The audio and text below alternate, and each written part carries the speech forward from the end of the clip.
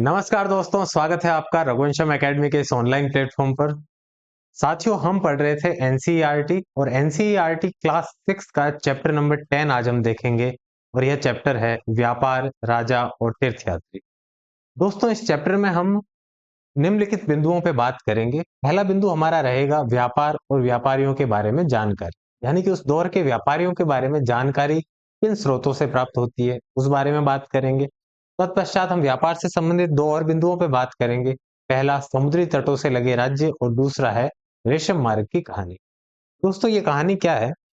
एक तो समुद्री तट से क्या है कि जो बंदरगाह से, जो समुद्र से होने वाला व्यापार है, वो बंदरगाहों पे या फिर पत्तन नगर जो होते हैं वहां पे होता है। साथ ही रेशम मार्ग क्या है? एक पूरा मार्ग है जो कि रेशम के निर्यात, जो चाइना से निर्यात होता था, उसकी वजह से इस पूरे मार्ग का नाम ही रेशम मार्ग पड़ गया। ये कौन-कौन से मार्ग थे, कहाँ-कहाँ से होके गुजरते थे ये वाले मार्ग, इस पे हम बात करेंगे। तत्पश्चात हम देखेंगे कि बौद्ध धर्म का प्रसार किस प्रकार से हुआ, किसके शासनकाल में हुआ, कौन-कौन व्यक्ति उसमें शामिल थे और उस प्रसार के पीछे क्या कारण थे। तत्पश्चात हम तीर्थयात्रियों की जिज्ञासा पे बात करेंगे कि जो तीर्थयात्री भारत आए थे, वो कौन-कौन से थे और उनकी जिज्ञासा क्या थी? और अंत में हम बात करेंगे भक्ति की शुरुआत पे, यानी कि बौद्ध धर्म के प्रसार के बाद हिंदू धर्म में भी कुछ बदलाव देखने को मिले और वह बदलाव भक्ति परंपरा के रूप में हमें देखने को मिले। इस पे हम शॉर्ट में लास्ट में बात करेंगे। तो आइए शुरू करते हैं हम पहले बिंदु को। पहला बिंदु हमारा है व्यापार और व्यापारियों के बारे में जानकारी।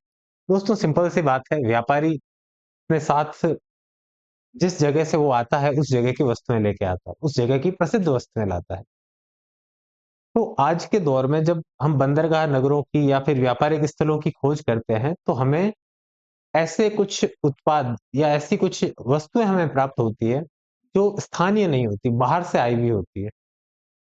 इन वस्तुओं से हम अनुमान लगाते हैं कि जो पुरातन दौर है, उसमें इन-इन वस्तुओं का आयात किया जाता रहा होगा या फिर ये वस्तुएँ जहाँ से आई है, वहाँ से इनका व्यापारिक संबंध रहा होगा। तो आइए इस बारे में हम कुछ जानकारी लिखते हैं, कुछ समझते हैं, शुरू करते हैं इसमें। तो पहला व्यापार और व्यापारियों के बारे में जानकारी। दोस्तों, पहले बिंदु में हम लिखते हैं कि पुरा स्थलों से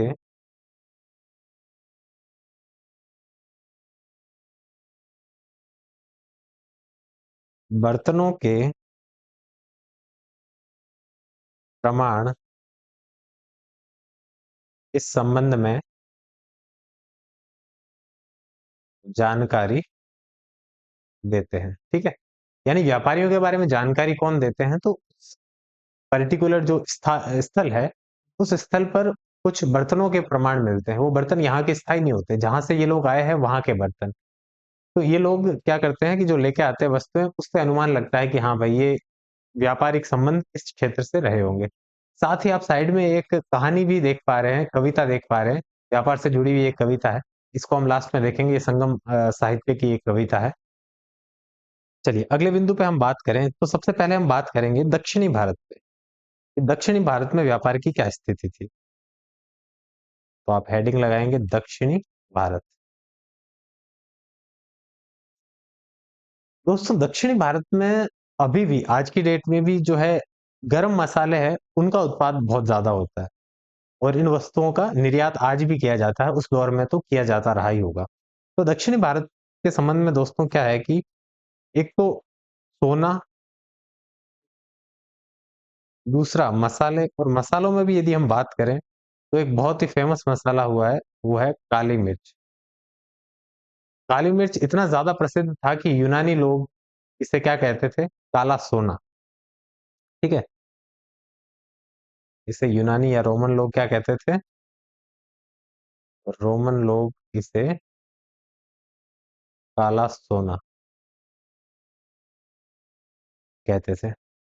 चलिए, मसालों की बात हो गई। इसके अलावा कुछ कीमती पत्थर हुआ करते थे, कीमती पत्थर। इनका क्या किया जाता था दोस्तों? निर्यात किया जाता था। अब ये निर्यात किस प्रकार से किया जाता था? व्यापारी किस प्रकार से आते थे? और कैसे हमें पता चला कि इन चीज़ों का निर्यात? तो दोस्तों, निर्यात का पता चलता है हमें रोमन सिक्कों से। ये जो क्षेत्र है दक्षिणी भारत के बंदरगाह नगर है, वहां से हमें रोमन साम्राज्य के सिक्के प्राप्त हुए अब रोमन साम्राज्य यहाँ तक तो फैला हुआ था नहीं, तो वो सिक्के कहाँ से आए? वो सिक्के आए यहाँ की वस्तुएं खरीदने के लिए, और वो खरीदने के लिए जो वस्तुएं थी वो कौन कौन सी थी? तो इसमें मुख्य वस्तुएं थी सोना, मसाले, मसालों में भी कौन सी? काली मिर्च। ये काली मिर्च थोड़ा कट गया है, लेकिन आप ध्यान रखिएगा कि ये कटा हुआ नहीं, सही में ये काली मिर्च ही लिखा हुआ है। चलिए, और कीमती पत्थर जो उस वक्त के हुआ करते थे वो। तो आइए, जानकारी के स्रोत कौन से हो गया इसमें? रोमन स्वर्ण सिक्के मिलना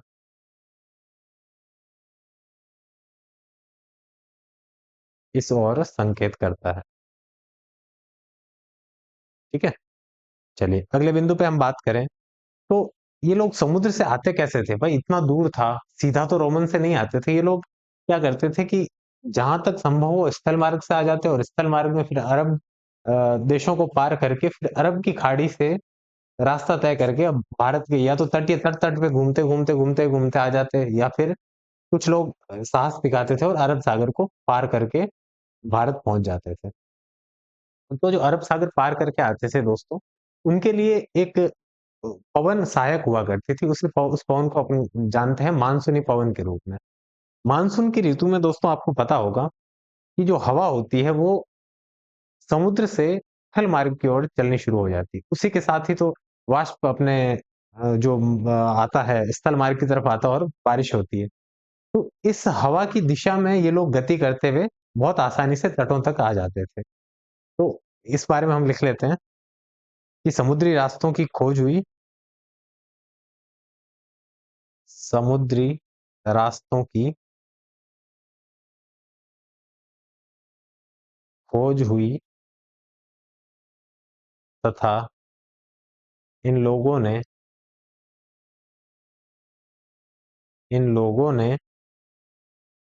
किसका सहारा लिया? मानसूनी पवनों का। मानसूनी पवनों का सहारा लिया। चलिए, अब जब यहां तक अपन ने बात कर ली है, तो अगली बात हम करेंगे समुद्री तट से लगे हुए राज्य कौन कौन से थे। हम कब से बात कर रहे हैं कि भाई, नहीं, समुद्री तटों से लगे हुए राज्यों के बारे में हम बात करने से पहले एक ये कहानी कविता देखनी रह गई। इस कविता को देख के फिर हम बात करेंगे समुद्री तटों से लगे हुए राज्यों के बारे में। तो दोस्तों, व्यापारियों के बारे में जानकारी वाले बिंदु में हम इतना देखेंगे। पहले तो बर्तनों के प्रमाण मिलते हैं, इससे हमें आइडिया लग जाता है कि व्यापारी आए होंगे। बर्तन कौन से? जो इस देश के नहीं थे, स्थानीय नहीं थे, उनसे। चलिए, और दक्षिण भारत में कौन कौन सी चीजों का निर्यात किया जाता था, ये भी हमने देख लिया। और उसके बाद हमने देखा कि समुद्री रास्तों की खोज हुई थी और ये लोग मानसूनी पवनों का सहारा लेके आसानी से पहुंच जाते थे। चलिए, ये व्यापार से जुड़ी हुई कविता के अंदर क्या चीजें हैं, इससे भी आपको बहुत सारी चीजें देखने को मिलेगी, और एग्जाम पॉइंट ऑफ व्यू से कुछ मैं इसमें से बताऊंगा कैसे क्वेश्चन बन सकता है। तो इसमें लिखा हुआ है दोस्तों कि व्यापार के प्रमाण हमें संगम कविताओं से भी मिलते हैं। नीचे लिखी कविता में पूर्वी समुद्री तट पर स्थित कुहार पत्तन पर लाए जाने वाले माल का वर्णन मिलता है। देखिए दोस्तों, पहली ही लाइन के अंदर कुछ महत्वपूर्ण बिंदु हमें मिले हैं। ये कविता किससे संबंधित है? तो ये संगम साहित्य से, संगम कविताओं से संबंधित है ना, संगम साहित्य की कविता है। दूसरी चीज, पूर्वी समुद्री तट पर स्थित कुहार पत्तन। ये सीधा ही क्वेश्चन बन जाता है कि प्राचीन काल में कुहार पत्तन कौन से मतलब समुद्री तट पर स्थित था। तो उसमें आपके सामने बंगाल की खाड़ी आ जाएगा, या गुजरात के तट पे आ जाएगा, पश्चिमी तट, पूर्वी तट, इस प्रकार से क्वेश्चन बन सकता है। तो ये आपको ध्यान रखना, पुहार पत्तन कहाँ स्थित है? तो ये पूर्वी समुद्री तट पे स्थित है। पूर्वी समुद्री तट कौन सा? आंध्र प्रदेश, ओडिशा, बंगाल वाला। ठीक है, चलिए, यहाँ पे कुछ कौन कौन सी वस्तुएं आती थी, इसका वर्णन हमें इस कविता से मिलता है। चलिए देखते हैं क्या कविता है ये। तो ये कविता की शुरुआत होती है यहाँ से कि समुद्री जहाजों पर लाए गए तेज तर्रार घोड़े, गाड़ियों पर काली मिर्च की गठरियां, हिमालय से मिले रत्न और सोना, दक्षिण की पहाड़ियों से चंदन की लकड़ियां, दक्षिण सागर के मोती, पूर्वी सागर के मूंगे, गंगा और कावेरी की फसलें, श्रीलंका से आए खाद्यान्न, म्यांमार के बने मिट्टी के बर्तन और दुर्लभ कीमती आयात। दोस्तों, इसमें आपको पता चलता है कि एक तो समुद्री जहाजों में क्या आते थे? घोड़े आया करते थे, अरबी घोड़ों का आयात होता था। तो ये चीज पहले ही बिंदु में हमें पहली ही लाइन में मिल गई कि घोड़ों का आयात कहाँ से किया जाता था? तो ये अरब से घोड़ों का आयात किया करते थे, अरबी या फिर ईरानी घोड़े। ठीक है। चलिए, और ये काली मिर्च की गठरियां, काली मिर्च का क्या करते थे ये लोग? निर्यात किया करते थे। फिर हिमालय से मिले रत्न और सोना, ये भी इनके यहाँ आया करता था। दक्षिण की पहाड़ियों से चंदन की लकड़ियां कहाँ पाई जाती है? आज भी दक्षिण के जंगलों में पाई जाती है ये सारी चीजें। और पूर्वी सागर के मूंगे प्रसिद्ध थे, दक्षिणी सागर के मोती प्रसिद्ध थे, गंगा कावेरी फसल के मैदान थे। इस बारे में हम आगे और चर्चा करेंगे। चलिए, समुद्री तटों से लगे हुए राज्यों पे बात करेंगे। ऐसे कौन कौन से राज्य थे? एक उस दौर में ऐसे तो था नहीं कि केरल, आंध्र प्रदेश, कर्नाटक, तेलंगाना इस प्रकार से राज्य होते थे, महाराष्ट्र, इस प्रकार से कुछ नहीं था। वहां पे जो वंश शासन कर रहा था उसके आधार पर उनका विभाजन कर दिया गया। तो समुद्री तटों से लगे हुए राज्यों के बारे में हम बात करें दोस्तों, तो दक्षिण भारत जो है, पहले हम दक्षिण भारत को दो भागों में बांट सकते हैं। दक्षिण भारत के कुछ क्षेत्र है तटीय क्षेत्र, और कुछ क्षेत्र है आंतरिक मैदानी क्षेत्र। तो तटीय क्षेत्र क्यों प्रसिद्ध थे? क्योंकि वहां पे बंदरगाह हुआ करते थे और व्यापार होता था। साथ ही तटीय क्षेत्रों पर नमक का उत्पादन भी किया जाता था। तो तटीय क्षेत्रों के लिए जो संसाधन इकट्ठा करने के मार्ग थे वो क्या थे? एक तो व्यापार हो गया और दूसरा नमक का उत्पादन। और जो आंतरिक क्षेत्र थे वहां पे क्या होता था? उपजाऊ भूमि थी। कावेरी, कृष्णा जैसी नदियों का डेल्टा स्थित थे, जहां से बहुत सारा अन्न उत्पादन हुआ करता था। इससे यहाँ के जो राजवंश थे, यहाँ के जो राजा थे, सरदार थे, वो समृद्ध हुए। वो कौन कौन से राज्य थे? चेर, चोल, पांड्य, इन पे हम बात करेंगे। चलिए शुरू करते हैं इस कहानी को भी हम। सबसे पहले हम समुद्री तटे पर लगे हुए राज्यों के बारे में पढ़ने से पहले दक्षिणी भारत को दो भागों में बांटेंगे। एक मैं छोटा सा यहाँ पे मैप क्रिएट कर देता हूँ, जिससे आपको चीजें समझने में थोड़ी आसान होगी, है ना। ये अपना दक्षिणी भारत है, ठीक है। अब दक्षिणी भारत में पेन का कलर चेंज करके लिखते हैं ना। चलिए, अब दक्षिणी भारत में दोस्तों, ये वाला जो क्षेत्र है ये क्या कहलाएगा? पश्चिमी तट। ये क्या है? पश्चिमी तट। और ये हो गया अपना पूर्वी तट। चलिए, अब यहाँ पे तीन मुख्य रूप से, या फिर इसको जो दक्षिण भारत को दो भागों में बांटे, तो यहाँ पे जो राज्य या फिर यहाँ पे जो लोग रहते थे वो कैसे थे? ये सारा का सारा क्षेत्र था तटीय। और यहाँ जो बीच में स्थित थे लोग, इन्हें मिलती थी उपजाऊ भूमि। और ये भूमि इससे कृष्णा, कावेरी जैसी नदियों से सिंचित थी और यहाँ पे उत्पादन होता था। तटीय क्षेत्रों के बारे में हमने देखा, तटीय क्षेत्रों में क्या होता था? नमक उत्पादन और व्यापार। और मध्यवर्ती क्षेत्र थे, वो अनाज का उत्पादन किया करते थे। तो साथियों, यहाँ पे तीन प्रमुख राजवंशों का उदय हुआ। कौन से थे वो? एक थे चेर, एक थे चोल और तीसरे थे पांड्य। इन शासकों ने अपना यहाँ पे आधिपत्य स्थापित किया। इन्होंने अपनी राजधानियां यहाँ पे बनाई। साथ ही दो दो केंद्रों का निर्माण किया, एक केंद्र तटीय क्षेत्रों में, एक केंद्र अंतर्वर्ती क्षेत्रों में। इससे व्यापार वाणिज्य बढ़ा और उत्पादन में भी वृद्धि देखने को मिली। आइए समुद्री तटों से लगे हुए राज्य बिंदु पे हम वापस आते हैं। और यहाँ पे हम सबसे पहले लिखेंगे कि दक्षिणी भारत कितने भागों में बांट सकते हैं हम इसे? दो भागों में। कौन कौन से दो भाग? एक हो जाएगा अपना तटीय और दूसरा हो जाएगा मैदानी।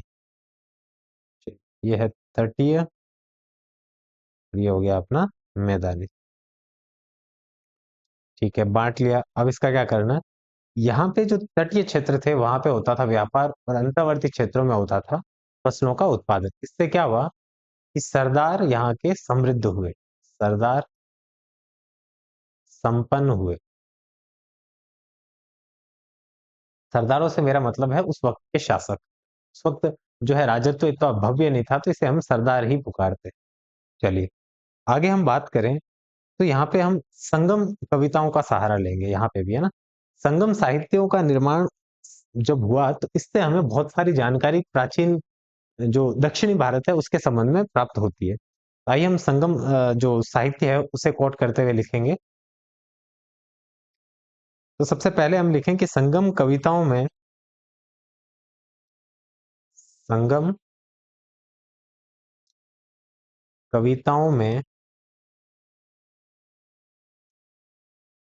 मूवेंदर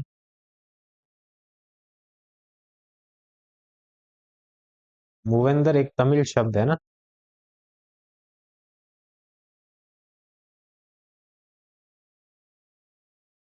का उल्लेख मिलता है। तो दोस्तों ये मूवेंद्र क्या है, ये एग्जाम पॉइंट ऑफ व्यू से बहुत इंपॉर्टेंट हो जाता है अपने लिए। इस मूवेंद्र के बारे में हम लिखते हैं। दोस्तों तमिल में मूवेंद्र का जो अर्थ होता है वो होता है तीन मुखिया।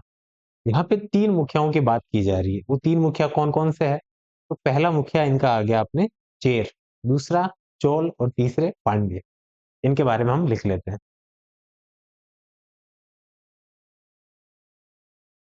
चलिए, मूवेंद्र का अर्थ क्या होता है दोस्तों? तीन मुखिया। तीन मुखिया।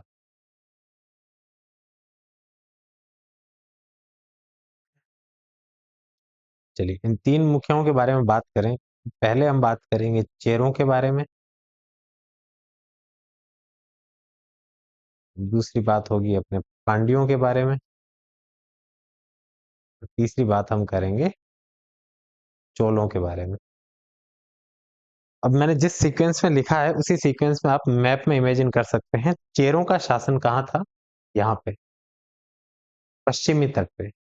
यहाँ पे मतलब कि अंदर की साइड है ना, बाहर तो मैंने मनाया है क्योंकि अंदर जगह नहीं थी। और पांड्यों का शासन था बिल्कुल यहाँ पे दक्षिणी भारत के पूर्वी तट के आसपास। और यहाँ पे पूर्वी तट के थोड़े से उत्तरी भाग की तरफ हम जाएं तो यहाँ पे शासन था चोलों का। ठीक है, यहाँ पे अपने आगे चोल, यहाँ पे आगे पांड्य, और इधर आगे अपने कर्नाटक वाले क्षेत्र या फिर केरल कर्नाटक वाले क्षेत्र में आगे चेर। ठीक है, चलिए इनके बारे में कुछ महत्वपूर्ण जानकारी हम लिखेंगे। सबसे पहले हम चेरों के बारे में लिखें तो दोस्तों चेरों की दो राजधानियां थी। पहली थी वांजी और दूसरी थी टोंडी। इसका उल्लेख अपने एनसीईआरटी में नहीं है, लेकिन हम जब चेर चोल पांड्यों का उल्लेख कर ही दिया है तो इनकी राजधानी से संबंधित क्वेश्चन आ ही जाता है, इसलिए लिख लेते हैं।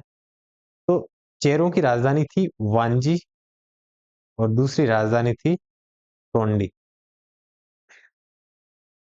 टोंडी इनकी साउथ वाली राजधानी थी और वांजी थी इनकी नॉर्थ वाली राजधानी। मैंने बताया था ना कि इन्होंने अपने दो दो केंद्र स्थापित कर लिए थे हर जगह, क्योंकि एक आंतरिक क्षेत्र पर नियंत्रण के लिए और एक तटवर्ती क्षेत्रों पर नियंत्रण के लिए। फिर दोस्तों यदि हम बात करें पांड्यों के बारे में, तो पांड्यों की राजधानी थी मदुरई और कोलची। पांड्यों की राजधानी कौन कौन सी थी दोस्तों? एक तो थी कोलची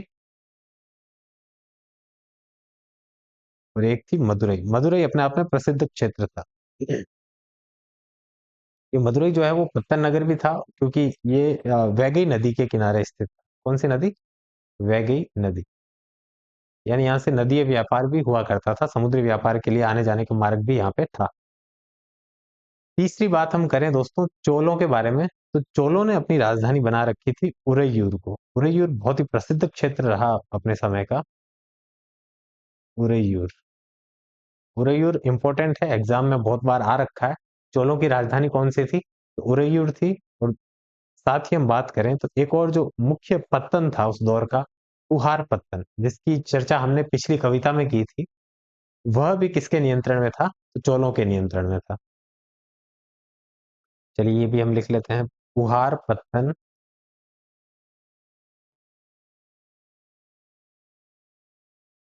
या फिर इसे हम और किस नाम से जानते हैं? कावेरी पट्टनम।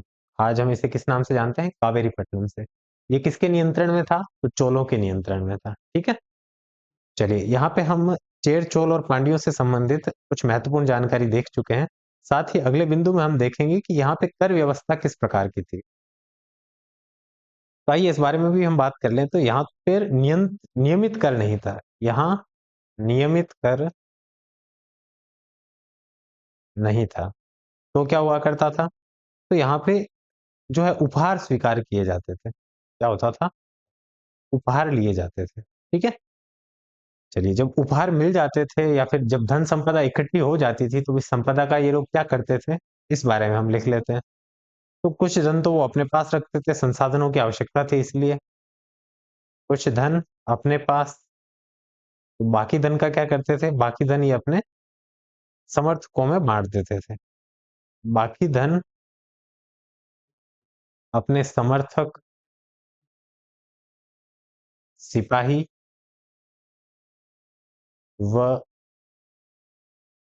कवियों में बांटते थे। ठीक है, चलिए यहाँ पे हमने चेर चोल और पांड्यों से संबंधित जो बात है वो पूरी कर ली है। क्या क्या मुख्य चीजें पढ़ी? सबसे पहले तो हमने देखा कि मूवेंदर जो है उसका क्या अर्थ होता है, तो इसका अर्थ होता है तीन मुखिया। अब ये तीन मुखिया कौन कौन से थे? ये थे, एक थे चेर, एक थे चोल और तीसरे थे पांड्य। इनका कहाँ कहाँ साम्राज्य विस्तार था ये भी हमने देखा। इसके बाद हमने इनकी राजधानियां देखी। तत्पश्चात हमने देखा कि यहाँ पे जो कर व्यवस्था थी ये नियमित नहीं थी, उपहार रूप में स्वीकार की जाती थी। और अगले बिंदु पे हम यदि चलें, लेकिन अगले बिंदु पे चलने से पहले हमें सातवाहनों के बारे में चर्चा करनी होगी, तो हम एक पेज ऐड कर लेते हैं, यहाँ पे जगह कम पड़ेगी नहीं तो।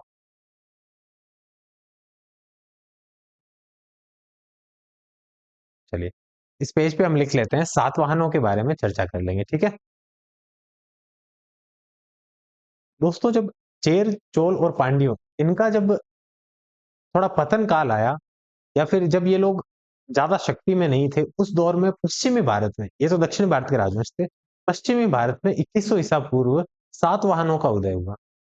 ये सातवाहन इतने शक्तिशाली हुए कि इन्होंने दक्षिण तक अपनी सेनाएं भेजी और यहाँ पर अभी अपना जो है नियंत्रण स्थापित किया।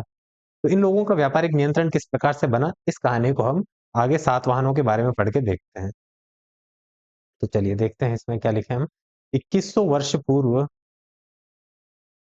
तो 2100 वर्ष पूर्व का अर्थ क्या हो जाता है? 100 ईसा पूर्व, है ना। चलिए 2100 वर्ष पूर्व पश्चिमी भारत में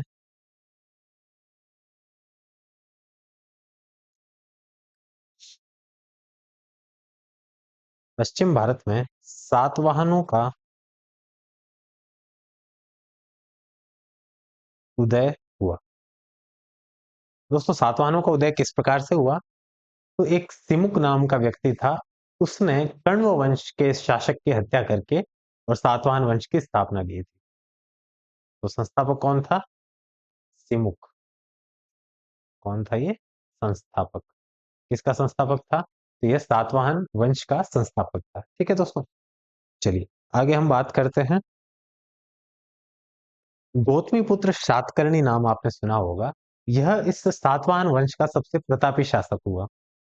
इसके बारे में बहुत सारी जानकारी हमें प्राप्त होती है। इसकी जानकारी के स्रोतों के रूप में हमें एक नासिक का अभिलेख भी प्राप्त होता है, जो इसकी माता गौतमी बलश्री ने लिखवाया था। ठीक है, नासिक प्रशस्ति कहते हैं उसे हम।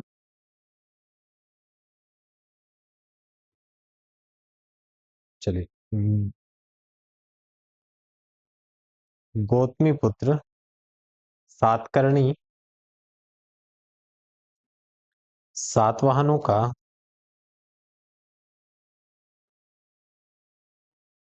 सबसे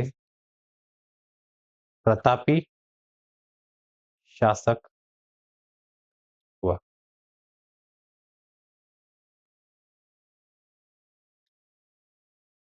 दोस्तों सातवाहनों की यदि हम बात करें, तो इन सातवाहनों को कुछ उपाधियों के से भी जाना जाता है। इनकी उपाधियां क्या थी? एक तो इनको दक्षिणाधिपति कहा जाता था। ठीक है, और दूसरा साथ ही इन्हें कहा जाता था आंध्र भृत्य, यानी इनका जो उद्भव स्थल है वो आंध्र प्रदेश को माना जाता है, इसलिए इन्हें आंध्र भृत्य के नाम से भी जाना जाता है। आइए इसे भी हम लिख लेते हैं। सातवाहनों को क्या कहा जाता था? आंध्र भृत्य तथा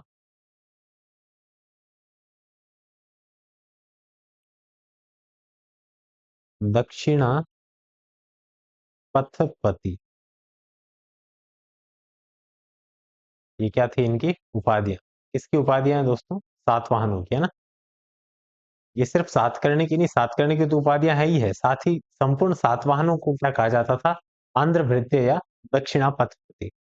यानी कि दक्षिण की ओर जाने वाला जो मार्ग है उस पे किसका नियंत्रण है? इन सातवाहनों का। साथ ही ये इनका उद्भव कहाँ से हुआ, इससे संबंधित इनकी उपाधि है आंध्र भृत्य।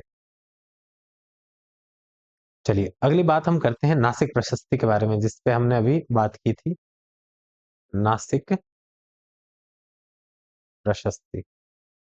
दोस्तों प्रशस्ति किसे कहा जाता है? तो प्रशस्ति क्या होता है कि जो किसी राजा के बारे में उसका गुणगान किया गया हो, उसके युद्धों के बारे में विवरण हो, उसकी शासन व्यवस्था के बारे में विवरण हो, वो सारा का सारा विवरण कैसा होता है? प्रशंसात्मक होता है।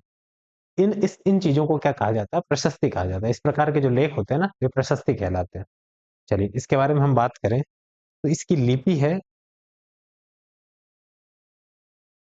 ब्राह्मी ब्राह्मी लिपि तथा भाषा कौन सी है इसकी हम देखेंगे तो है प्राकृत। ठीक है, प्राकृत भाषा है और ब्राह्मी लिपि है किसकी? नासिक प्रशस्ति की। चलिए लिपि की बात कर ली। अभी किसके द्वारा लिखवाई गई, किसके द्वारा उत्कीर्णित की गई? तो यह है गौतमी बलश्री के द्वारा। गौतमी बलश्री कौन थी? इस गौतमी पुत्र सातकर्णी की माता है ना, गौतमी बलश्री द्वारा। कौन है ये? तो ये माता है। चलिए यहाँ पे हम इस बिंदु को खत्म करते हैं और अगले बिंदु पे हम बढ़ते हैं। समुद्री तटों से लगे हुए राज्यों के बारे में बात अपनी पूरी हो गई है। अगला बिंदु है हमारा रेशम मार्ग की कहानी। यानी रेशम मार्गों की क्या कहानी है? हमने देखा कि भाई जो व्यापार होता था वो या तो समुद्री मार्ग से हो सकता था या फिर स्थल मार्ग से हो सकता था। तो स्थल मार्ग का व्यापार कहाँ से हुआ? तो वो रेशम मार्ग से हुआ। रेशम मार्ग का नाम रेशम मार्ग क्यों पड़ा? इसके पीछे क्या कहानी है? साथियों रेशम एक कपड़ा होता है, मतलब रेशम एक कीट होता है, उससे कच्चा रेशम निकाल के उससे कपड़ा बनाने की अपनी एक विधि है। इस विधि का आविष्कार सबसे पहले हुआ था चाइना में, जिसे हम आज चीन के नाम से जानते हैं। इन चीनी जो पहले भी चालाक हुआ करते थे, इन्होंने क्या किया कि अपनी इस विधि का किसी को भी इस विधि के बारे में बताया ही नहीं, जबकि इस विधि का आविष्कार हो चुका था आज से 7,000 साल पहले, अर्थात 5,000 ईसा पूर्व की बात है, जब इन्होंने रेशम से कपड़ा बनाना सीख लिया था। अब इन्होंने गुप्त रखा, तो पूरे विश्व में रेशम के कपड़े का उत्पादन कौन करेगा? सिर्फ चाइनीज लोग करेंगे। जब चाइनीज लोग उत्पादन कर रहे हैं, विदेशियों को भी अच्छा लग रहा है, तो ये क्या करेंगे? उसका विदेशी लोग इसका आयात करेंगे। तो चाइना से रेशम के कपड़े का बहुत सारा निर्यात हुआ और इस निर्यात की वजह से जो चाइना से निकलने वाले मार्ग थे जो मध्य एशिया तक जाते थे, उसमें से एक मार्ग जो भारत से भी होके निकलता था, उत्तरापथ का मार्ग है जो, वो रेशम मार्ग से संबद्ध था। तो ये मार्ग रेशम मार्ग के नाम से ही जाने जाने लग गए। हमारे लिए इंपॉर्टेंट ये भारत से निकलने वाला मार्ग है, लेकिन इसके साथ ही और भी बहुत सारे मार्ग थे। कुछ उत्तर में मंगोलिया, रशिया के जो है दक्षिणी बॉर्डर से होते हुए निकलता था, तो कुछ अफगानिस्तान के पास से होके निकलता था, अपने कश्मीर के उत्तर से होके। तो मध्य एशिया की ओर ये जाते और मध्य एशिया से फिर ये यूरोप की तरफ अपना सामान बेचते थे। और ये इन सामानों में सबसे ज्यादा संख्या किसकी होती थी? तो रेशमी कपड़ों की। अतः इन्हें रेशम मार्ग के नाम से जाना गया। तो आइए इस बारे में हम देखते हैं। सबसे पहले हम लिखेंगे कि रेशम बनाने की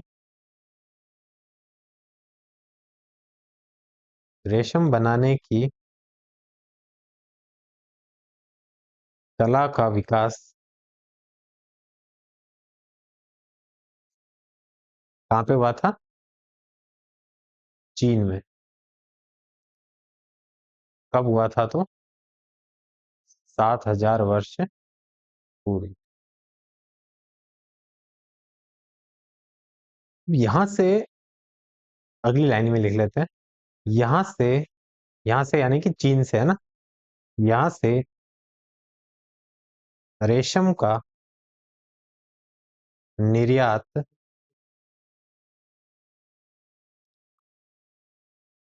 जिन मार्गों से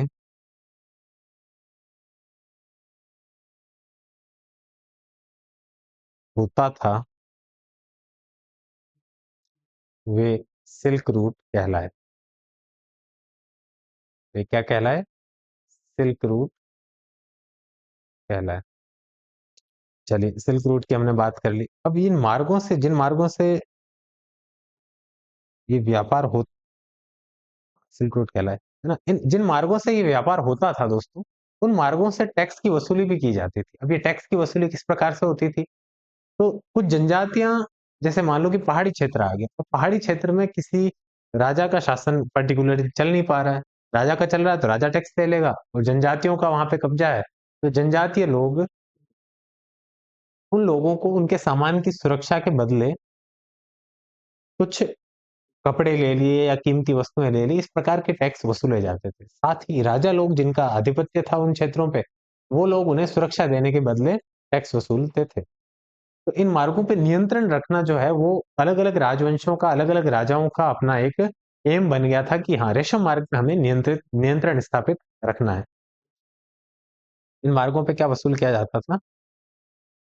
तो टैक्स वसूली होती थी।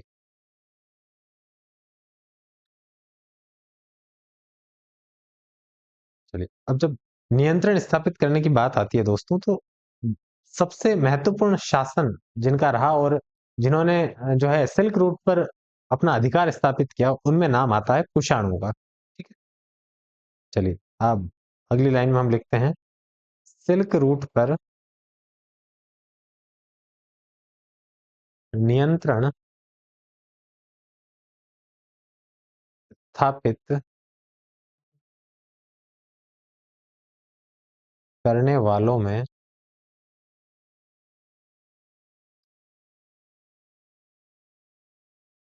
कुषाण सबसे प्रसिद्ध थे।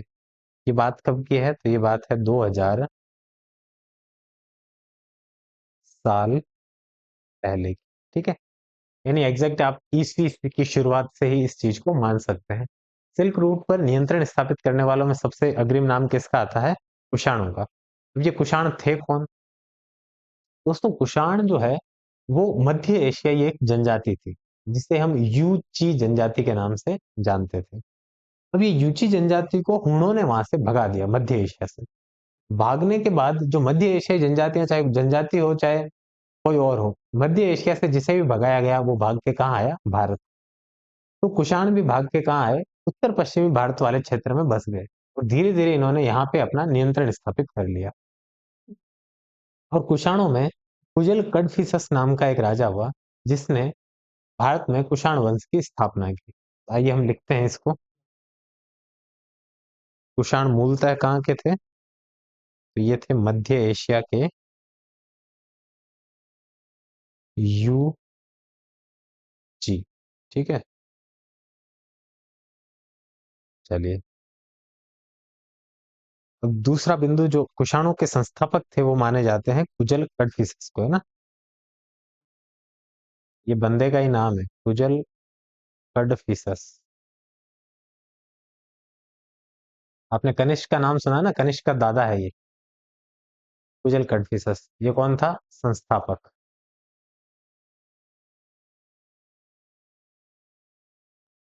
अब इन कुषाणों ने जो है दो अपने शक्तिशाली केंद्र स्थापित किए। एक किया तक्षशिला में और एक था मथुरा। इसे भी हम लिख लेते हैं कि पेशावर तथा, सॉरी मैंने तक्षशिला कह दिया था, ये पेशावर है ना। पेशावर तथा मथुरा कुषाणों के शक्ति का केंद्र बने। साथ ही कुषाणों के बारे में एक और महत्वपूर्ण बात, कि भारत में सर्वप्रथम सोने के सिक्कों का प्रचलन किसके द्वारा किया गया? वो भी कुषाणों के द्वारा किया गया। कुषाणों में भी बात करें तो विम कड़फिसस के द्वारा सबसे पहले भारत में सोने के सिक्के चलाए गए। सर्वप्रथम सोने के सिक्के कुषाणों द्वारा। कुषाणों में भी किसके द्वारा? तो वो था विम कड़फिसस।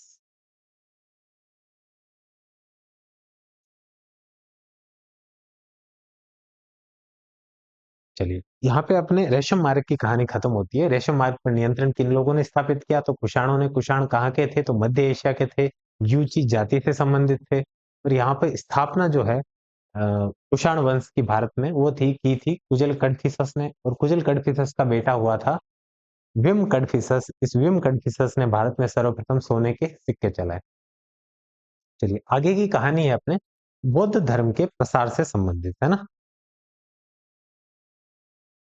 अगली कहानी हमारी बौद्ध धर्म के प्रसार से संबंधित। दोस्तों, बौद्ध धर्म के बारे में हमने पहले भी पढ़ा था। बौद्ध धर्म की स्थापना से संबंधित चीजें पढ़ी थी, इस प्रकार से महात्मा बुद्ध के नेतृत्व में बौद्ध धर्म का प्रसार हुआ, उसके बाद क्या स्थिति रही, अशोक के काल में किस प्रकार से इनका प्रसार हुआ, यहाँ तक कहानी हम देख चुके थे। लेकिन कुषाणों के काल में बौद्ध धर्म का प्रसार और ज्यादा हुआ, और वह किस प्रकार से हुआ, किसके शासन काल में हुआ, क्या क्या घटनाएं घटी, उस पर हम बात इस चैप्टर के अंतर्गत करेंगे। तो सबसे पहले हम बात कर लेते हैं कि कुषाण राजा कनिष्क, कुषाण राजा कनिष्क, दोस्तों ये पहली सदी का राजा है। 78 ईस्वी में इसका राज्याभिषेक हुआ था। 78 ईस्वी में राज्याभिषेक। ये 78 ईस्वी इंपॉर्टेंट क्यों है ये मैं अभी आपको बताता हूँ, है ना। फिर बाद में हम कनिष्क के बारे में आगे और बात करेंगे, पहले हम 78 ईस्वी के बारे में चीजें देख लेते हैं थोड़ा। तो साथियों हुआ क्या था, भी जो हम शक संवत नाम से चीजें सुनते हैं ना, कि शक संवत जो कि भारत का राष्ट्रीय पंचांग भी है। दोस्तों इस संवत की शुरुआत शकों ने नहीं की थी। इस संवत की शुरुआत की थी कुषाणों ने, और कुषाणों में भी किसने, कनिष्क ने। कनिष्क का राज्याभिषेक शक संवत की शुरुआत माना जाता है। तो फिर जब कुषाणों ने इसे शुरू किया, तो क्यों ना इसे कुषाणों के नाम पे जाना जाए। तो दोस्तों कुषाणों के नाम पे नहीं जाना गया, इन्हें शकों के नाम पे जाना गया, क्योंकि शकों ने ये जो कुषाण कैलेंडर था इसका सर्वाधिक उपयोग किया अपने अभिलेखों में, अपने राज्यादेशों में। इस प्रकार की जब हमें बहुत सारे विवरण मिले, तो इतिहासकारों ने इस संवत को ही शक संवत नाम दे दिया। बाकी है किससे संबंधित, कनिष्क के राज्याभिषेक से संबंधित है।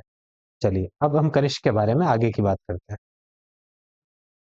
दोस्तों कनिष्क जो है इसका एक राजकवि था। राजकवि, राजकवि कौन था, अश्वघोष। कौन सा अश्वघोष, वही अश्वघोष जिसने बुद्ध चरित नामक ग्रंथ लिखा था। अश्वघोष का ग्रंथ कौन सा है, बुद्ध चरित। ये बुद्ध की जीवनी है, कौन सी भाषा में, संस्कृत में। कैसा ग्रंथ है ये, संस्कृत। और है क्या ये, बुद्ध की जीवनी। ठीक है, बुद्ध की जीवनी नहीं है, बुद्ध की जीवनी है। ठीक है, चलो। अब यहाँ पे दोस्तों इसने, कनिष्क ने जो है एक बौद्ध परिषद का भी गठन किया था। क्या किया था, बौद्ध परिषद का गठन किया। मतलब एक परिषद का गठन किया, और ये अपने आपस में शास्त्रार्थ आदि किया करते थे। साथ ही जो बौद्ध संगीतियां हुई है, 4 बौद्ध संगीतियां हुई, इसमें जो चतुर्थ बौद्ध संगीति है कश्मीर में जो हुई थी, वह कनिष्क के काल में हुई। तो ये भी हम लिखेंगे, चतुर्थ बौद्ध संगीति का आयोजन कहाँ पे हुआ था, तो ये हुआ था अपने कश्मीर में। चलिए यहाँ तक कहानी हो गई। इसके बाद हम आगे बात करेंगे कि बौद्ध धर्म का प्रसार इस दौर में कहाँ कहाँ हुआ। तो मध्य एशिया, चीन, जापान, कोरिया, इन क्षेत्रों में, हम उत्तरी क्षेत्रों की अभी तक बात करें, दक्षिण की भी बात करेंगे, श्रीलंका आदि क्षेत्रों में भी हुआ। लेकिन पहले चाइना की बात करें, चाइना में बौद्ध धर्म फैल चुका था। जापान, कोरिया, मंगोलिया आदि क्षेत्रों में किसका विकास हुआ, बौद्ध धर्म का विकास हुआ। साथ ही एक और जो महत्वपूर्ण घटना हम बीच में ये रह जाएगी, इसे हम लिख लेते हैं कि इस दौर में बुद्ध की प्रतिमाओं का निर्माण शुरू हुआ।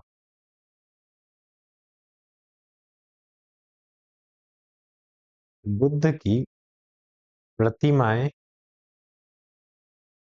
बनाई जाने लगी। साथियों पहले क्या होता था, बुद्ध की प्रतिमाएं नहीं बनाई जाती थी, पहले संकेत बनाए जाते थे। जैसे ये आपको दिखाई दे रहा है, ये संकेत है। इस प्रकार से जैसे यहाँ पे बहुत सारे लोग खड़े हैं चारों ओर, और यहाँ पे आपको क्या दिखाई दे रहा है, एक वृक्ष दिखाई दे रहा है। इस वृक्ष के नीचे आपको एक खाली जगह दिखाई दे रही होगी। अब ये खाली जगह अपने आप में संकेत है कि यहाँ पे कभी बुद्ध ने तपस्या की थी, इन लोगों की आस्था है बुद्ध में। तो बुद्ध का चित्रण नहीं है, वह चित्रण नहीं होते हुए भी आपको ये बताया जा रहा है कि हाँ, बुद्ध इस प्रकार से तपस्या करके जो है बोधिसत्व को प्राप्त हुए, या फिर उन्होंने ज्ञान की प्राप्ति की थी। ठीक है, तो बुद्ध की प्रतिमाएं कब बनाई जाने लगी, कुषाण शासकों के काल में। कुषाण शासक भी कौन सा, कनिष्क। अगला बिंदु हम लिखेंगे, बौद्ध धर्म का प्रसार बौद्ध धर्म का प्रसार मध्य एशिया, चीन, जापान व कोरिया आदि जगह हुआ। ठीक है।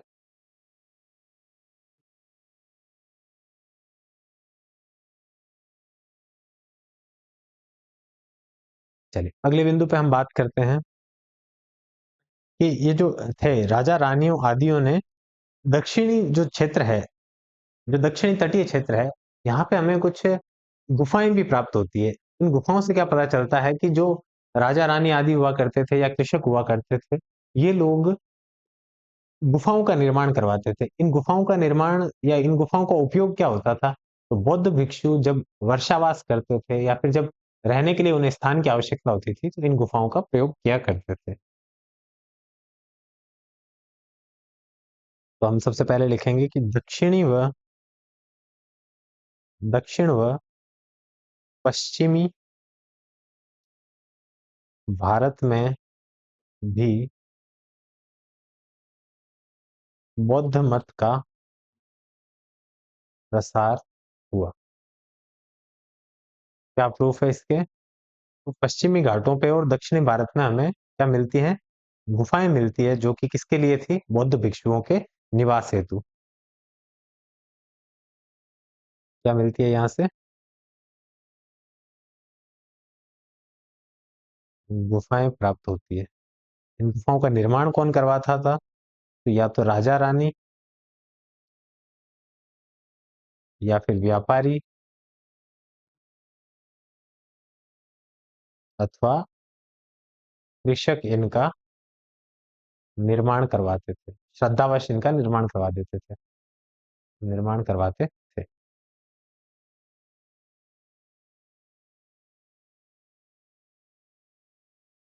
अधिकतर ये जो गुफाएं हैं वो कौन से घाट पे है? तो पश्चिमी घाट पे अधिकतर गुफाएं। और अंतिम बिंदु दोस्तों, यदि हम इस पॉइंट में लिखें तो वो रहेगा अपना बौद्ध धर्म का पूर्व की ओर विस्तार, या फिर दक्षिणी भारत या दक्षिणी पूर्वी विस्तार किस प्रकार से हुआ और कहाँ कहाँ हुआ। इस लाइन में हम लिखेंगे बौद्ध धर्म का दक्षिण पूर्वी विस्तार श्रीलंका, म्यांमार, थाईलैंड तथा इंडोनेशिया जैसे क्षेत्रों में हुआ। ठीक है। तो यहाँ तक कहानी होगी अपने बौद्ध धर्म के प्रसार से संबंधित। इसमें हमने देखा कि जो कुषाण शासक है कनिष्क, इसके काल में बौद्ध धर्म का प्रसार हुआ। इसका राजकवि था अश्वघोष। इस अश्वघोष ने बुद्ध चरित नाम से महात्मा बुद्ध की जीवनी लिखी। इसने बौद्ध परिषद का गठन किया और चतुर्थ बौद्ध संगीति का आयोजन इसने कश्मीर में करवाया। साथ ही बुद्ध की प्रतिमाएं इस दौर में बनाई जाने लगी। बौद्ध धर्म का प्रसार हुआ मध्य एशिया, चीन, जापान आदि क्षेत्रों में, और दक्षिण भारत में भी बौद्ध मत का प्रसार हुआ, जिसके सबूत हमें यहाँ से जो गुफाएं प्राप्त होती है उससे पता चलता है। ये गुफाएं पश्चिमी घाट पर ज्यादा पाई जाती है। साथ ही दक्षिण पूर्वी विस्तार भी बौद्ध धर्म का इस दौर में ज्यादा हुआ। ये कुछ प्रतिमाएं हैं। इन प्रतिमाओं को आप अगर देखेंगे, इस प्रतिमा और इस प्रतिमा में आपको कुछ अंतर दिखाई दे रहा होगा। ये दोनों प्रतिमाएं है बुद्ध की, लेकिन इन प्रतिमाओं के निर्माता अलग अलग जगह के लोग थे। दोस्तों ये प्रतिमा मथुरा कला की है। कहाँ की है? मथुरा कला। और ये जो है ये पेशावर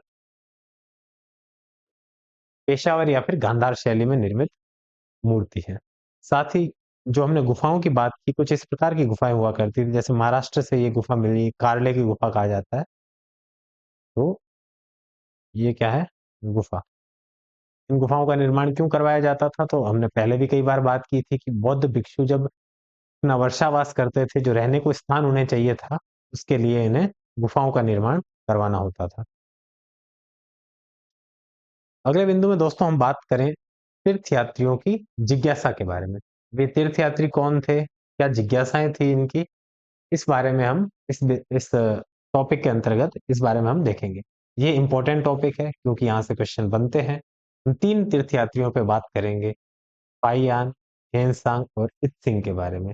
इनका कालक्रम क्या है? कौन पहले आया, कौन बाद आया, कौन किसके काल में आया? यहाँ पे हम एनसीईआरटी की सीमाओं से थोड़ा-सा बाहर जाकर भी चीज़ों को देखेंगे। जो एग्ज़ाम पॉइंट ऑफ व्यू से इम्पोर्टेंट है, वो सारे फैक्ट्स हम इस टॉपिक के अंतर्गत देख लेंगे। सबसे पहले हम देख लेते हैं कि तीर्थयात्री कहते किसे हैं? दोस्तों, तीर्थयात्री वे स्त्री पुरुष होते हैं जो प्रार्थना के लिए पवित्र स्थानों की यात्रा किया करते हैं। सिंपल सा है कि भाई जो स्त्री हो चाहे पुरुष हो कोई भी हो, वो अपनी आस्था के लिए जब यात्रा करता है तो वो कौन बन जाता है? तीर्थयात्री बन जाता है। तो भाई कौन से ऐसे तीर्थयात्री थे जिनके बारे में हमें इस बुक में या फिर इस एनसीईआरटी में पढ़ना पड़ रहा है या फिर इतिहास विषय के अंतर्गत इन्हें पढ़ना पड़ रहा है? तो दोस्तों, इन तीर्थयात्रियों ने चाइना से ये लोग आए, तीनों के समान उद्देश्य जो थे उनके बारे में मैं बात कर रहा हूँ, बाकी अलग-अलग भी इसको देखेंगे हम। दोस्तों, जब ये चाइना से निकले तो इनका उद्देश्य था बौद्ध धर्म से संबंधित ग्रंथों का संकलन करना, भारत के धर्मों के बारे में या फिर बौद्ध धर्म स्पेशली इसके बारे में अधिक से अधिक जानकारियाँ इकट्ठी करना, पांडुलिपियाँ इकट्ठी करना और उसे चाइना में ले जाकर इसे चाइनीज़ जो भाषा में अनुवादित करना।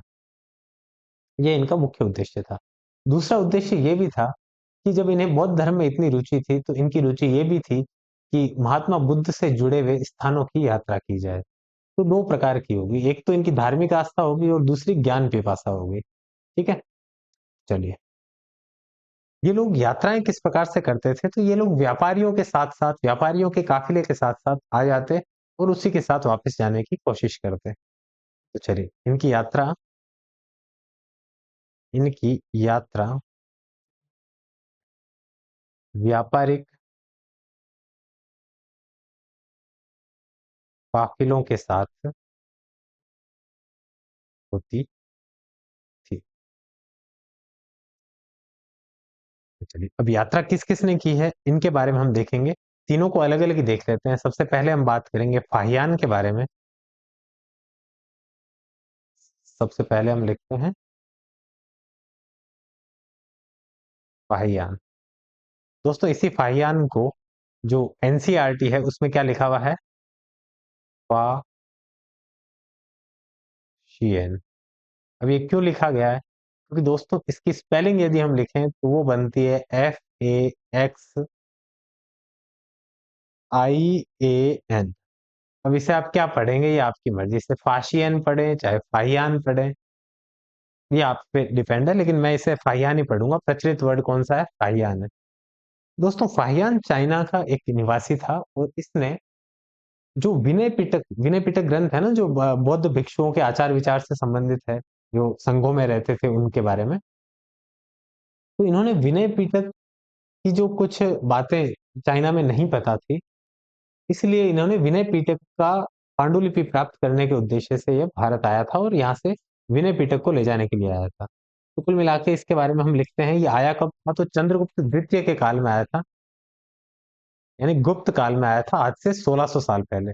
यहाँ पे लिख लेता हूँ मैं, 1600 वर्ष पूर्व आया। ठीक है? किसके काल में आया था? तो चंद्रगुप्त द्वितीय। चंद्रगुप्त द्वितीय वही जो समुद्रगुप्त का उत्तराधिकारी हुआ रामगुप्त के बाद, चंद्रगुप्त द्वितीय के काल में आया। साथ ही इसका उद्देश्य क्या था? तो इसका उद्देश्य था विनय पिटक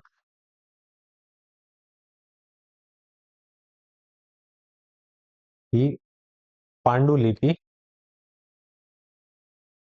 प्राप्त करना। अब एनसीईआरटी में एक और चीज दी हुई है, नीचे आप एक पैराग्राफ देख पा रहे हैं कि फाशियन चीन वापस कैसे लौटा। वापस लौटने की कहानी इन्होंने बता दी है एनसीईआरटी वालों ने, ये हम पढ़ लेंगे, लेकिन पहले आने की बात भी कर लें। दोस्तों, आने की बात करें तो यहाँ पे मैं एक मैप ड्रॉ करके आपको बताता हूँ कि क्या कहानी थी, कैसे आया वो।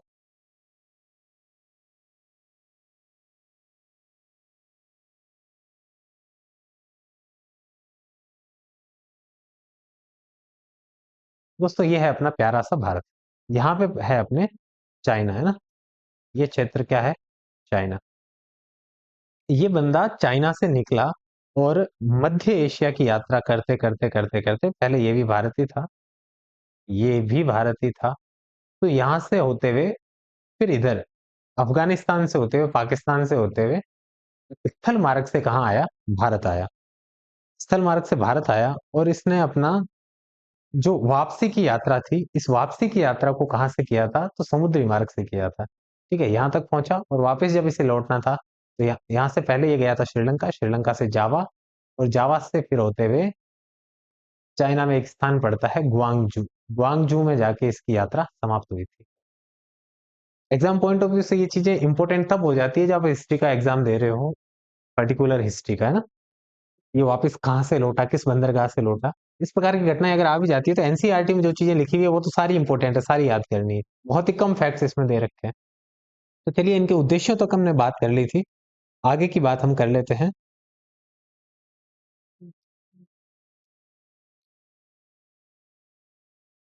बैंक आ गया, ठीक है।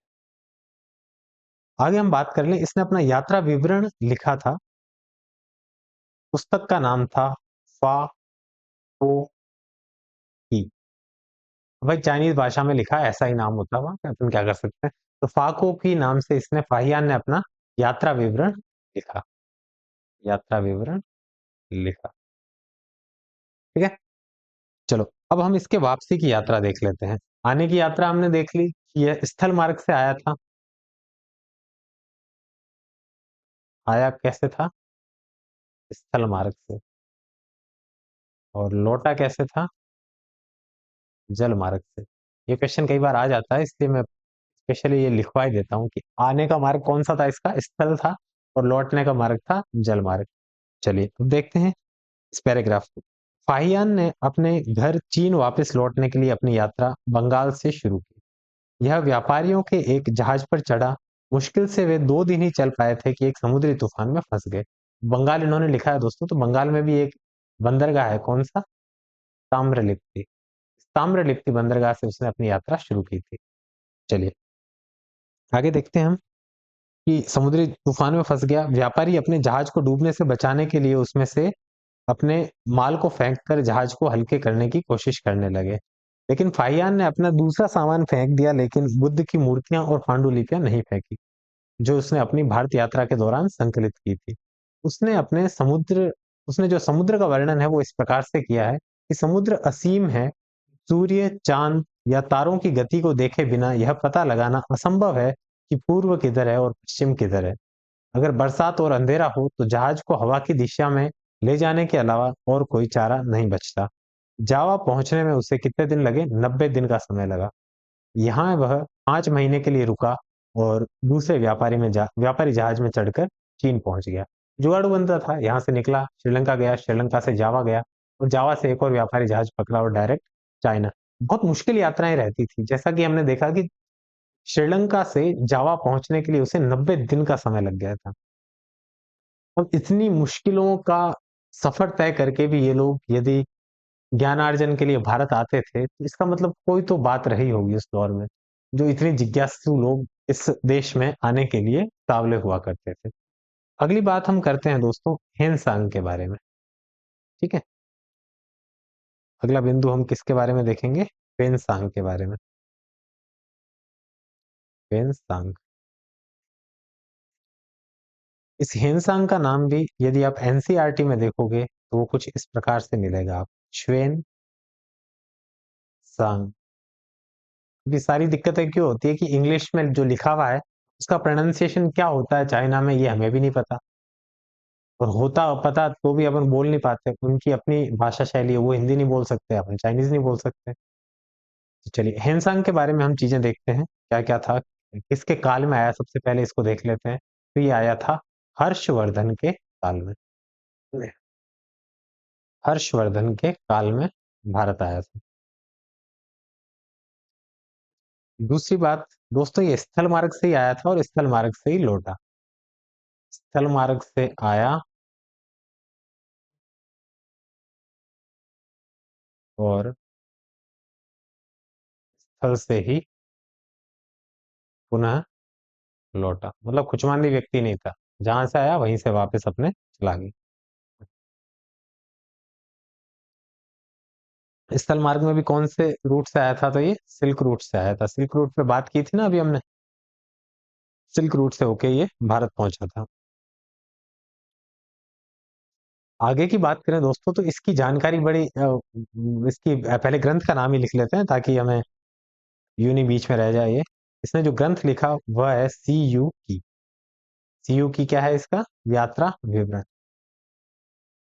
तो दोस्तों यह अपने विवरण में बताता है कि मैं 20 घोड़ों पर पांडुलिपियां लाद कर, 600 पांडुलिपियां थी जो 20 घोड़ों पर लाद कर वापस जा रहा था।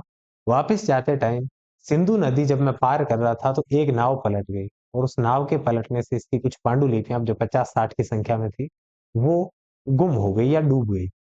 सोचो ये बंदा इतने टाइम तक रहा, अपने हाथ से चीजें लिखी, उसमें से कुछ चीजें इस प्रकार से गुम हो गई, कितना दुख हुआ होगा इसको।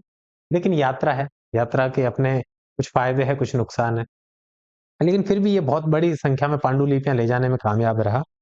तो इस बारे में हम लिखते हैं कि 20 घोड़ों पर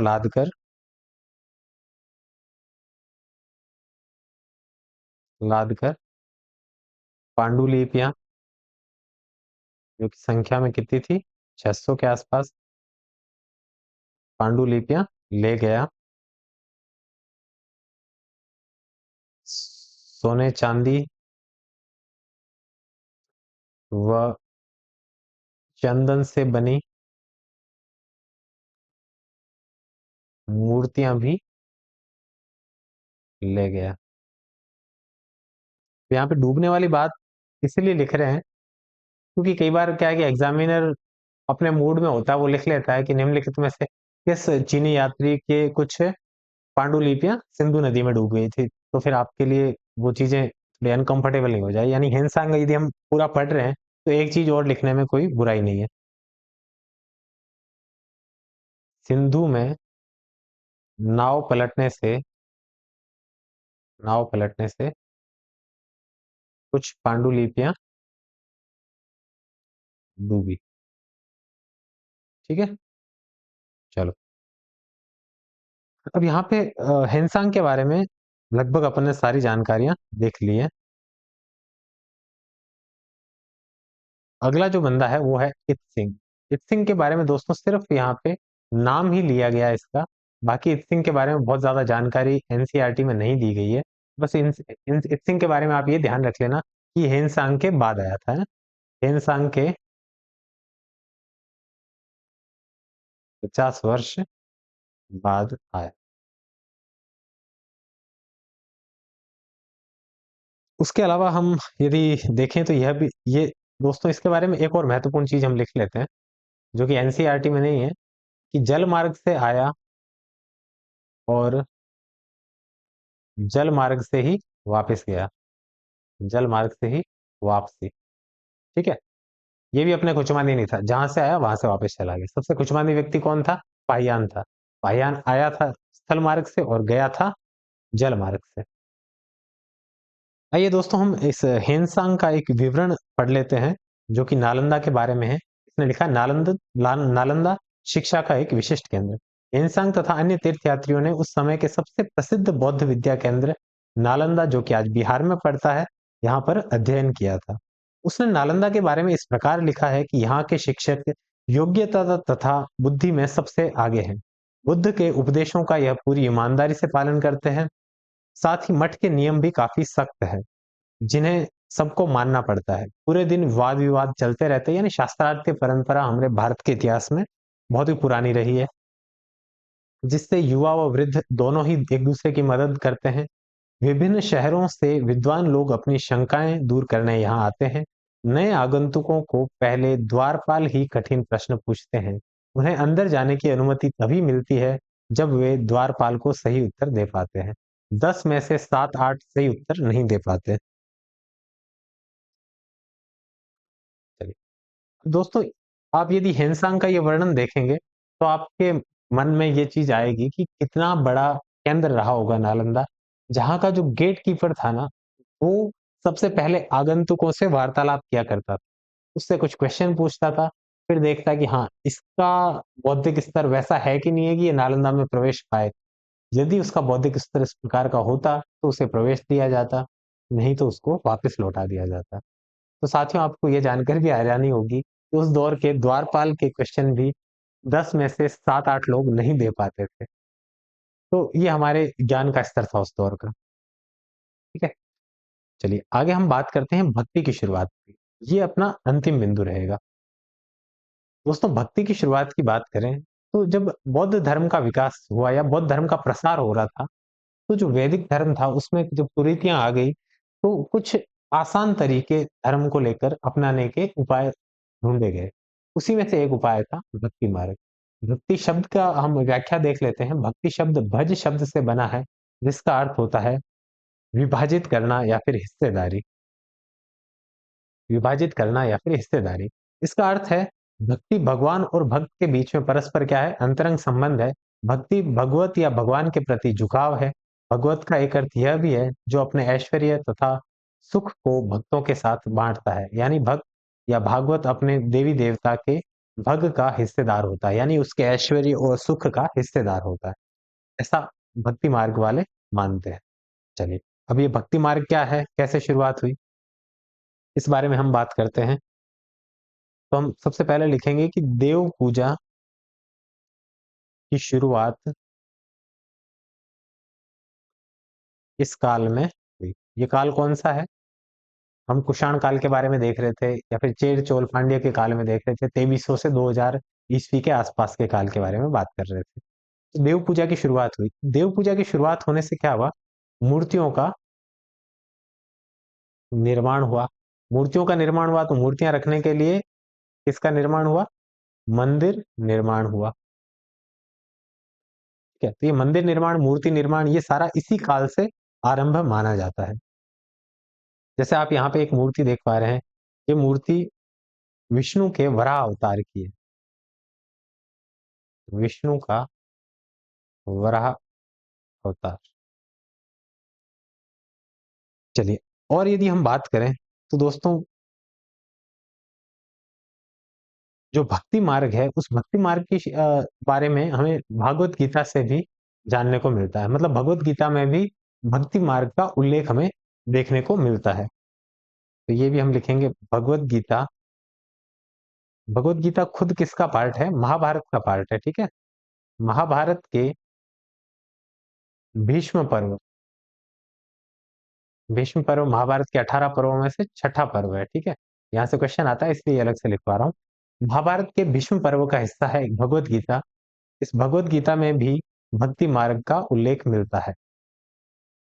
भक्ति मार्ग का उल्लेख मिलता है, ठीक है? चलिए, आगे दोस्तों यदि हम बात करें तो भक्ति मार्गी ऊंच-नीच, जात-पात, अमीर-गरीब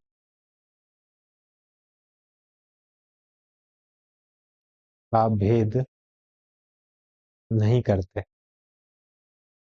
यानी भक्ति सबके लिए खुली थी। यह व्यक्तिगत चॉइस थी कि आप किसी की भक्ति कर सकते हो और उस भक्ति के बीच में आपको किसी भी आडंबर की आवश्यकता नहीं है।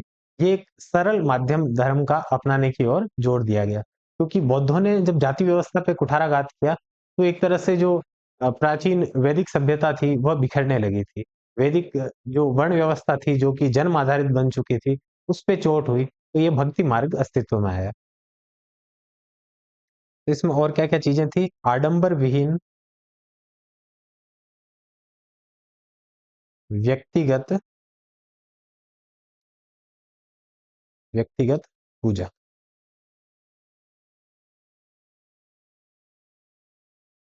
और इस भक्ति मार्ग से कुछ विशिष्ट चीज़ों का उद्भव हुआ, जैसे कि मतलब इनकी अभिव्यक्ति जो हुई थी, भक्ति मार्ग की अभिव्यक्ति भक्ति मार्ग की अभिव्यक्ति चित्रकला, मूर्तिकला व स्थापत्य में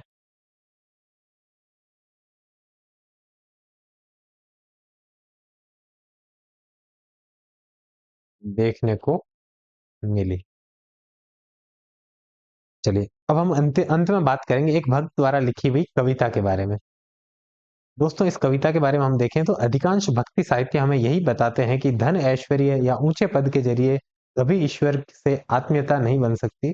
करीब 1400 साल पहले शिव भक्त अप्पार द्वारा तमिल में लिखी गई एक कविता का यह एक अंश है। अप्पार एक वेलाल था। दोस्तों वेलाल को हमने जो लास्ट चैप्टर हमने पढ़ा था उसमें हमने देखा था कि वेलाल कौन थे, जो बड़े भूमिपति थे दक्षिण भारत में, उन्हें क्या कहते थे, वेलाल। तो ये अप्पार कौन था, एक वेलाल था जो कि भक्ति मार्गी था। भक्ति मार्गी में भी एक ऐसा था तो शिव भक्त था। ठीक है, शिव भक्त यानी कि नैनार होगा ये, तलवार नैनार, ये यहाँ पे टॉपिक नहीं है, लेकिन हम जब इतिहास की क्लासेस शुरू करेंगे अलग से टॉपिक वाइज, उसमें हम ये जरूर चर्चा करेंगे अलवार और नैनारों के बारे में।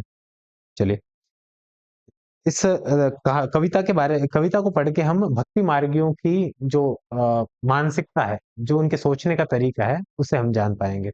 तो चलिए देखते हैं इसमें हम। नष्ट होते अंगों वाला कुष्ठ रोगी, ब्राह्मणों की नजर में निचली जाति का व्यक्ति, कूड़ा करकट बटोर कर अपनी जीविका चलाने वाला इंसान, अगर ये लोग भी गंगा को अपनी जटाओं में छिपा लेने वाले शिव के दास बन जाएं तो मैं उनकी आराधना करूंगा, क्योंकि वे मेरे ईश्वर के समान है। यानी भक्ति का स्तर कैसा है, ये व्यक्ति कह रहा है अपार, कि यदि कोई व्यक्ति चाहे निर्धन है, गरीब है, या निचली जाति का माना जा रहा हो, कुछ भी हो, यदि वो शिव की उपासना करता है तो वह व्यक्ति भी मेरे लिए आराध्य है। यह भक्ति परंपरा की सोच थी। चलिए ये भक्ति एक भक्त द्वारा लिखी गई कविता, ये हमने पहले ही देख ली थी। बस हम एक हिंदू नाम पे चर्चा कर लेते हैं, क्योंकि ये दोबारा आ गया ना, ये यहाँ पे अपने पिछली बार पढ़ लिया था, यहाँ नहीं पढ़ेंगे। चलिए, हिंदू शब्द इंडिया शब्द की तरह ही सिंधु या इंडस से निकला है। यह शब्द अरबों तथा ईरानियों द्वारा उन लोगों के लिए उपयोग किया जाता था जो सिंधु नदी के पूर्व में रहते थे। हम सभी लोग कहाँ रहते हैं, सिंधु नदी के पूर्व में। सिंधु अभी पाकिस्तान में है, और पाकिस्तान के पूर्व में कौन स्थित है, भारत। तो हम कौन है, हिंदू। चाहे यहाँ पे किसी भी जाति का रह रहा हो, वो एक्चुअली है हिंदू ही, क्योंकि यह एक तरह से जातिवाचक होने के साथ साथ स्थानवाचक शब्द भी है। यही शब्द उनके धार्मिक विश्वास तथा सांस्कृतिक परंपराओं के लिए प्रयुक्त होता था। सांस्कृतिक परंपराओं के हिसाब से हम सब कौन है, हिंदू है। चलिए कुछ महत्वपूर्ण तिथियों के बारे में हम बात करेंगे। सबसे पहले हम बात करते हैं रेशम बनाने की कला की खोज 7000 साल पहले कहाँ की गई थी, चाइना में की गई थी। और चोल, चेर और पांड्यों के नगर कब स्थापित हुए, तो ये 2300 वर्ष पहले की बात है। रोमन साम्राज्य की बात करें तो यहाँ रेशम की बढ़ती मांग 2000 साल पहले की बात है, जिससे रेशम मार्गों का जो है आवाजाही बढ़ी रेशम मार्गों पर। और कुषाण शासक कनिष्क का काल लगभग 1900 साल पहले का माना गया है, जबकि हमने एग्जैक्ट भी बात की थी इस पे, कब का है ये, 78 ईस्वी का है। और इस 78 ईस्वी के बारे में हमें जानकारी मिलती है रबातक अभिलेख से, है ना, रबातक अभिलेख काफी फेमस अभिलेख है ये। कभी हम कुषाणों के बारे में लंबी चर्चा करेंगे तो इस पे भी बात करेंगे। आगे हम देखते हैं फाहियान का भारत आगमन 1600 साल पहले की बात है। हेनसांग का भारत आगमन और अप्पार की शिव स्मृति की रचना 1400 साल पहले की बात है। दोस्तों यहाँ पे जो हमने 3 यात्रियों के बारे में पढ़ा था उसका भी आप ध्यान रखना कि फाहियान, फाहियान के बाद आया है अपने हेनसांग, और हेनसांग के बाद आया है इत्सिंग। ठीक है, इनका क्रम थोड़ा ध्यान रखिएगा क्योंकि क्वेश्चन आता है। चलिए अगले बिंदु पे हम क्वेश्चन ही देख लेते हैं। सबसे पहला क्वेश्चन है दोस्तों, संगम कविताओं में मूवेंतर शब्द किसके लिए प्रयुक्त हुआ है। सबसे पहला ऑप्शन है हमारे सामने चेर, दूसरा है चोल और तीसरा है पांड्य। साथियों हमने देखा था कि मूवेंतर शब्द संगम साहित्य में जो उपयुक्त हुआ है, ये किसके लिए हुआ है, 3 मुखियाओं के लिए। 3 मुखिया, और ये 3 मुखिया कौन कौन थे, एक थे जो चेर, दूसरे थे चोल और तीसरे थे पांड्य।